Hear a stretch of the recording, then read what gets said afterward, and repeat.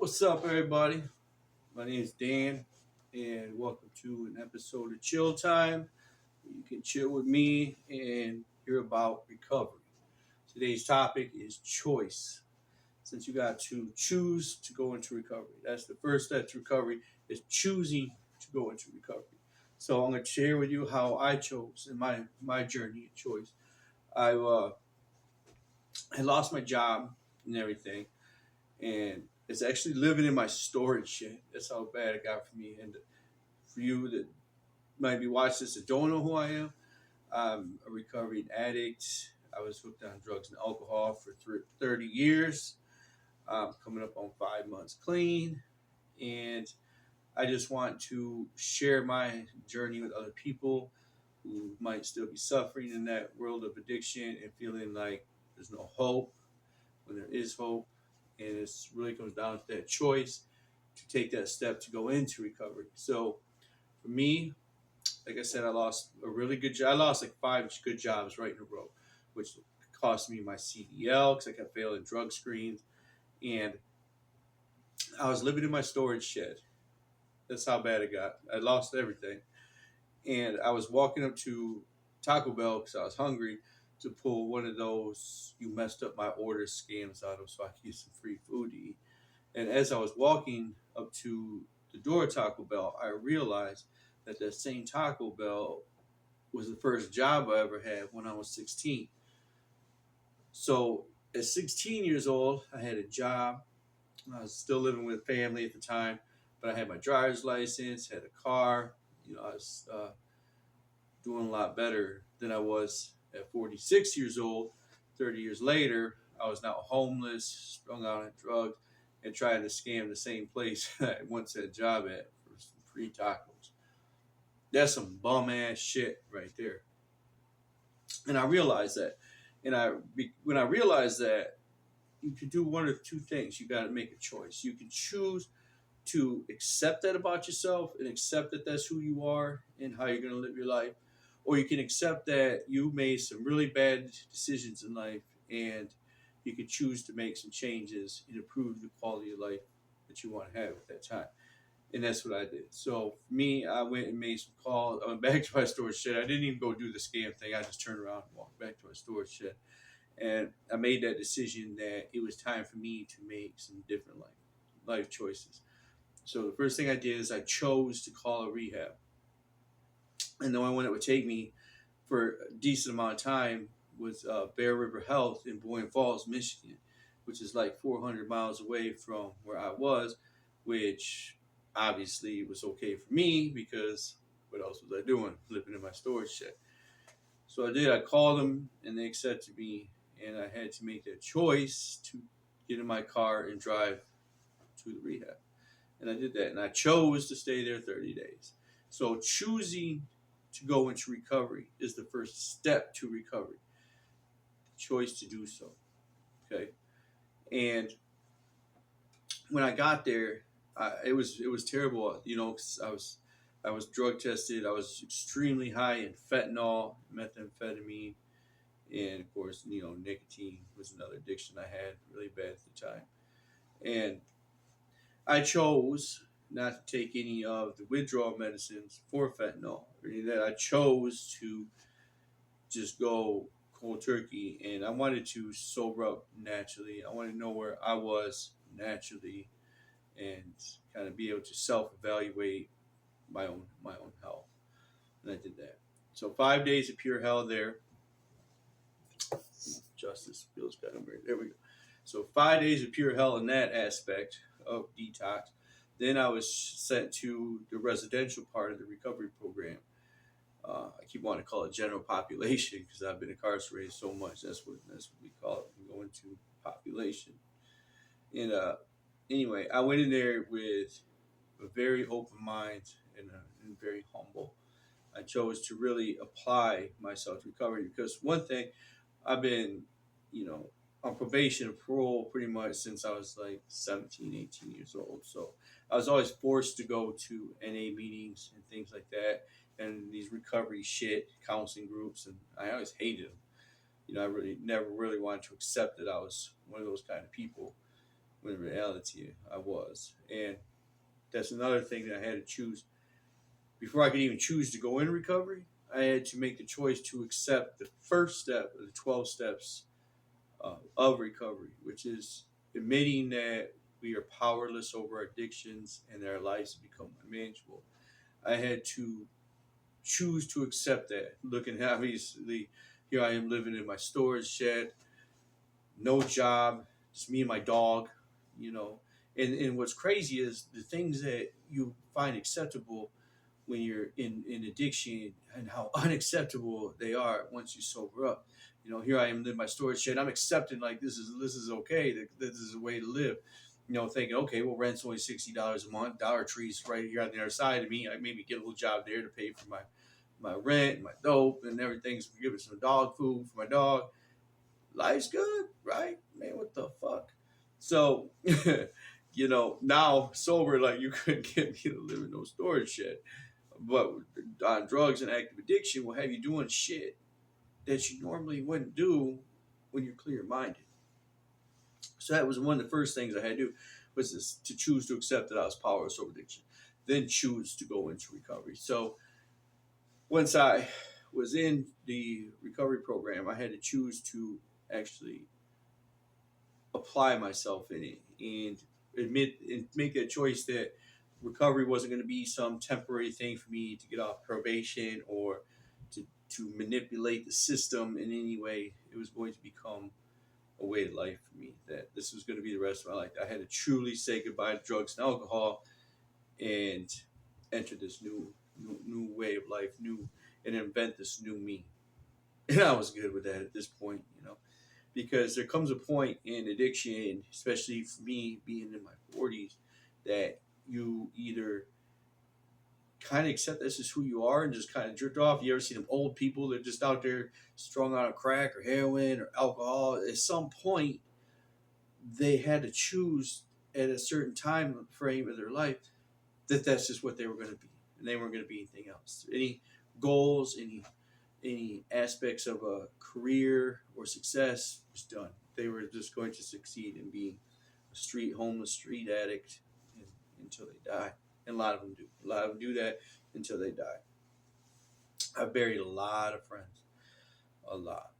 More than I can sit and name.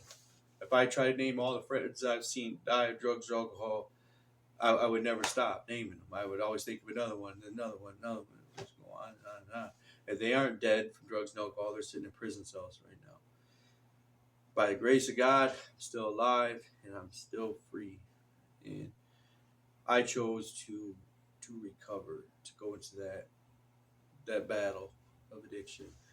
Um, so when I went to rehab, and then when they released me, and here's another thing, is preparing yourself for what's next. First part is breaking the habit, breaking free from the environment. So many people stay in these negative situations out of fear of the unknown. They don't want to go to treatment. They're all like, oh, you know, I don't want to do that. What if I got a warrant? What if they call the cops? I mean, what if, you know, all this, oh, I can't do this because my, you know, this or that. You know, there's always these barriers that hold people to their addiction instead of really breaking free from it. These excuses, procrastination, and they don't want to leave their significant other. And, oh, who's she gonna be out fucking if I go to rehab? Or, you know, these negative thoughts. And all these are doing is keeping you trapped in this toxic life cycle that you've been in, and you need to break free of that. So all that's a choice. All of it is a choice. Recovery is a choice. You know, people say, well, using drugs isn't a choice, it's an addiction. And let me tell you, I just made another choice, not this past Thursday, because I don't know when you'll watch this, but today is Sunday, and not this past Thursday, but the one before that, 10 days ago, I made a choice that I no longer wanted to be addicted to nicotine. I smoked, I vaped, I chewed, and I spitless pouch, you know, chewed where the hell of all the things are. And I chose to throw all that shit out my window. Yeah, don't tell nobody I littered because I'm such against littering. And I did. I littered that night. I threw all of it away. But I chose to quit. People like, they procrastinate. Because I was procrastinating too. I kept telling myself, well, you know what? I'll just vape. I won't smoke. Or I'll just get the little chew pouches. I'll get the 9 milligrams. I won't do my Grizzly. And then I'll walk them down. And every week I'll walk them down. I make all these little excuses, keep you, and it never worked. All that bullshit does not work. You got to choose to quit and you got to go.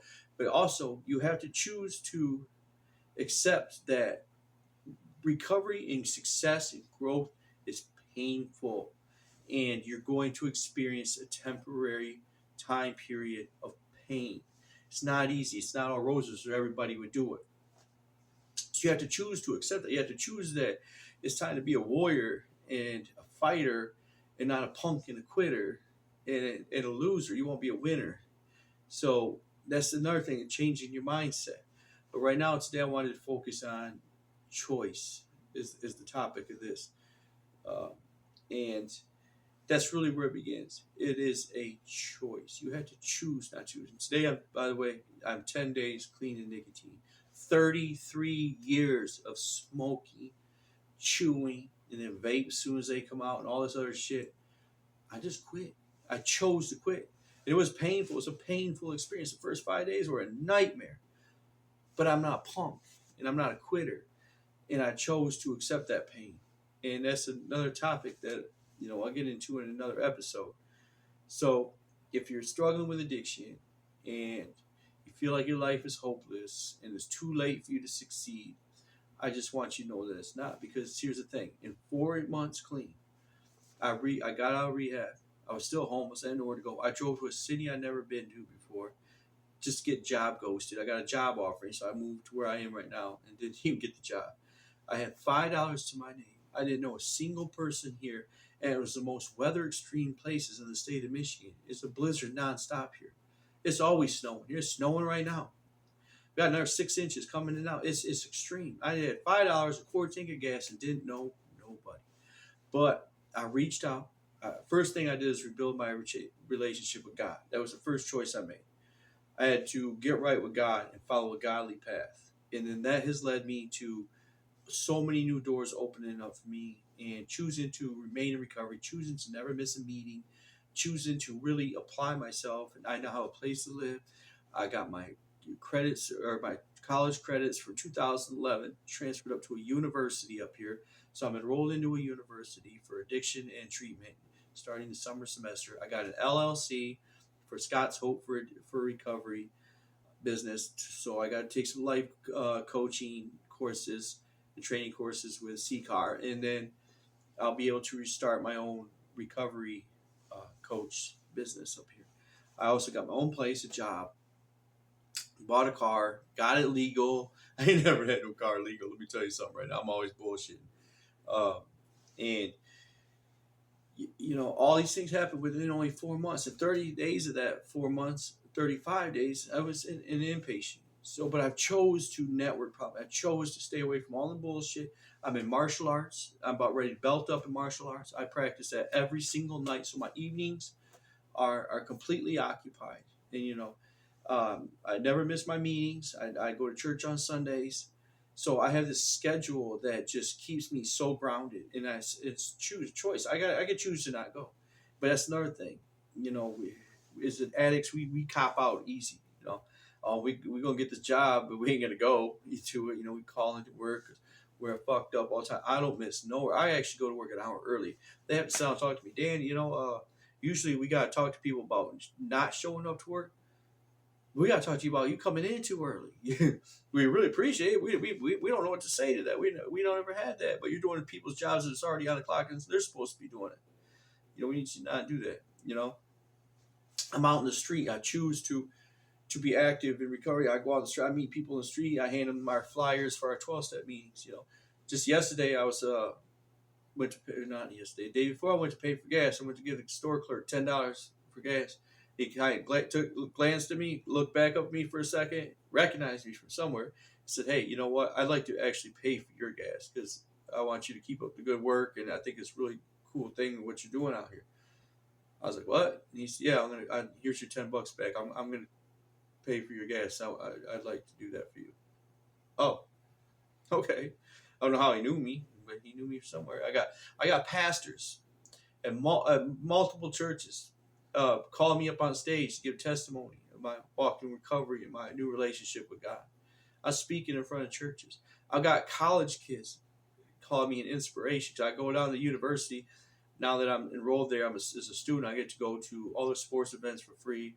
I got access to their gym for free. So I'm down there playing basketball with people all the time. And shit. A lot of people know who I am. They know my story. I got people call me an inspiration. Most people call me a loser. They call the cops when they see me. Now I'm an inspiration. I get put on stages to speak, And this is only in 4 months. And I wasted 30 years in drugs and alcohol addiction. 3 decades. Imagine what I could have been. But I try not to go down that rabbit hole because I'm in the here and now.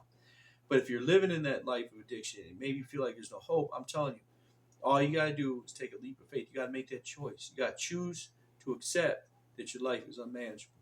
You got to choose to accept that addiction has taken over your life. You have to choose to do something about it. You can pray all you want. You can pray to God. Faith without works is dead. You can ask God, but you got to get up and you got to make the move. Nobody's going to do it for you. And that's another thing about life. Nobody's going to give a fuck about you when you don't give a fuck about you. You got to be the one first to choose to value yourself and choose to want better for yourself. Because if you ain't, everyone else is going to see you as just some loser sitting there hooked on drugs. You ain't doing something about you. Why see anybody else, There's no magic wand. There's no Cinderella's ball going to show up and fix you. You got to be your own star player. You got to be your own warrior. You got to be your own fighter. And you got to make that choice. So, thank you for joining me on an episode of Chill Time with me, who's finally sober, Dan Scott. You guys have a good night. See you next time. Bye.